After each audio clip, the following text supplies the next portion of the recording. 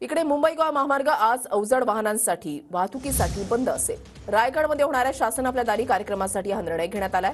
वाहतूक कोंडी टाळण्यासाठी जिल्हा प्रशासनानं हा निर्णय घेतलेला आहे।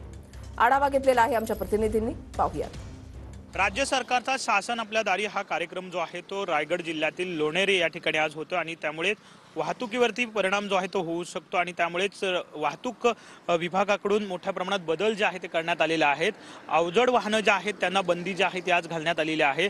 मोठ्या संख्येनं नागरिक संपूर्ण जिल्हाभरातले येणार आहेत आणि त्यामुळे वाहतूक कोंडी जी आहे ती होऊ शकते, यासाठीच खबरदारी म्हणून पोलिसांकडून अनेक ठिकाणी वाहतूक बंदी जी आहे ती करण्यात आलेली आहे। पोलादपूर तालुक्यातील कशेडी घाट ते पेण तालुक्यातील खारपेडा अशी वाहतूक जी आहे ती बंद करण्यात आलेली आहे। खोपोली पाली फाटा ते वाकण अशी देखील वाहतूक बंद करण्यात आलेली आहे आणि मोरबे ते मानगाव मार्गावरची वाहतूक जी आहे ती वळवण्यात आलेली आहे। आणि शासन आपली दारी हा कार्यक्रम जो आहे तो राज्यभर राबवला जातोय।